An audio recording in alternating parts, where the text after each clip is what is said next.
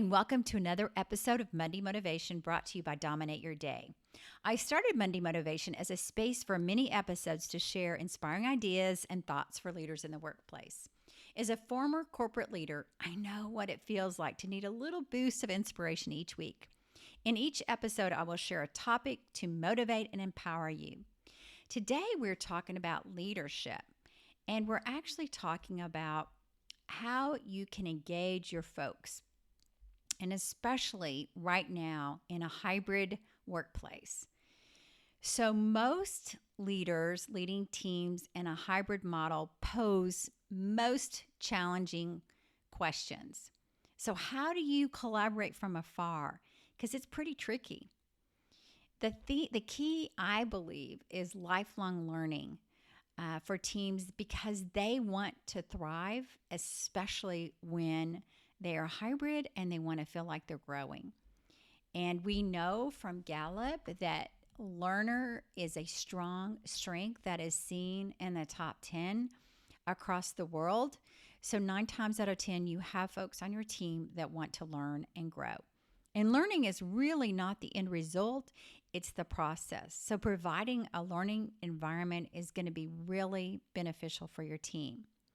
So I thought it'd be fun this week to share some ways you can nurture a culture of continuous development that engages your hybrid team with tips for you as you lead through remote growth.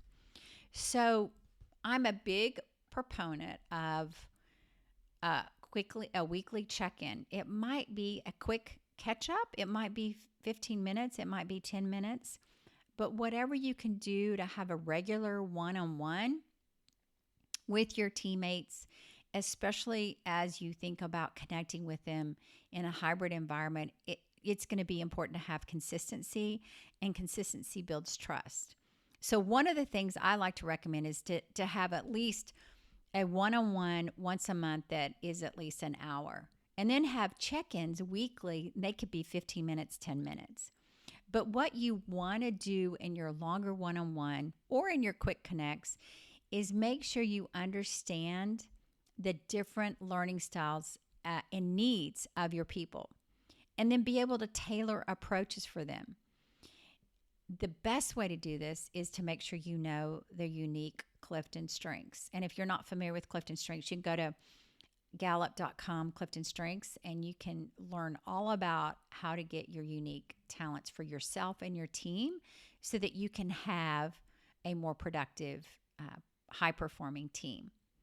When you know what they're passionate about, what their learning style is, what their needs are, and they'll tell you when you ask, you're going to have a more engaged team member, especially in a hybrid environment. The other thing you can do is share your favorite online courses, podcasts, and resources.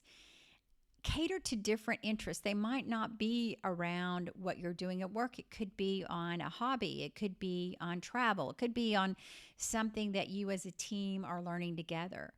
And encourage peer recommendations.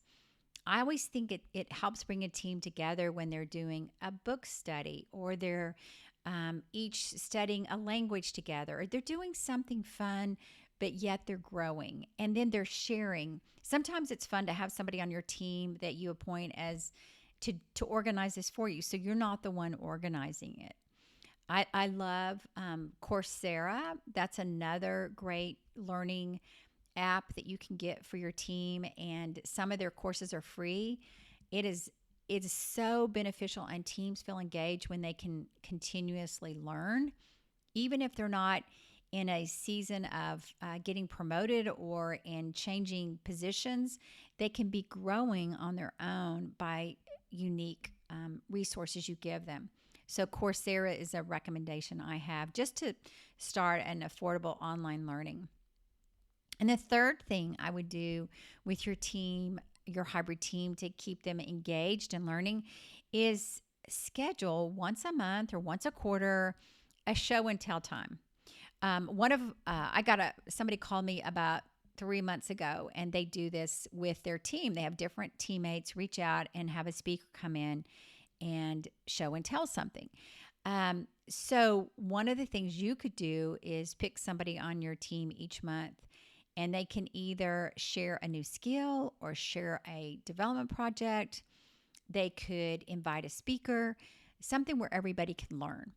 And that gives them a lot of engagement and ownership as well. The fourth thing I recommend is spark mentorships. So match people to swap expertise and gain exposure. So here are some quick tips if you don't have a mentorship program in your department or in your organization. And these are really just some quick little tips, but first of all, you want to get a executive sponsor. So either you become the executive sponsor as the leader, or you get another leader to sponsor a mentorship program in your department, in your organization. The next thing you want to do is ensure the clear roles. What is the role of the mentee? What is the role of the mentor? For example, the mentee is the one that sets up the meetings, not the mentor. The mentor is the one that's there guiding and listening and asking questions and being available at designated times. But it's the mentee's role to set up the meetings. And then you want to establish policies and procedures. You don't want to have one mentor mentee following one procedure and another group doing something. You want to give them some clear guidelines as well as the roles. And then it's fun to have training at least once or twice a year for the mentees and for the mentors, and help them each kind of learn, what does it look like to be a good mentor? What does it look like to be a good mentee? Most mentors that I've talked to never reached out to the mentee and said, I want to mentor you. It was always the mentee coming to them. And 9 times out of 10, they always said yes. So never be afraid to go to a mentor and ask somebody that you admire, respect, and trust, and ask them to mentor you. They will 9 times out of 10 want to do that. And then the last and fifth thing, I think, is make growth tangible. Have folks, when you meet with them in their one-on-one, set up monthly development goals and report back progress. It might be that in the next 30 days, they're going to get with a mentor, or they're going to learn, set up, sign up for a new learning class. Make sure they're not overwhelming their schedule, but they're doing something that's planned out and they're giving you progress. So learning together, even when apart, is how we evolve. So empower your team to unlock their potential through continuous growth. This has been another episode of Monday Motivation from Dominate Your Day.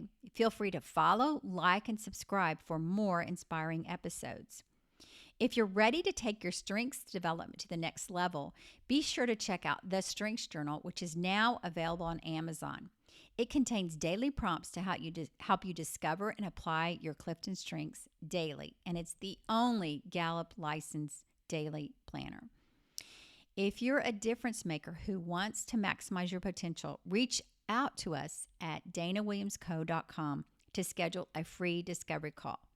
Together, we can help you live in your strengths, dominate your day, and transform your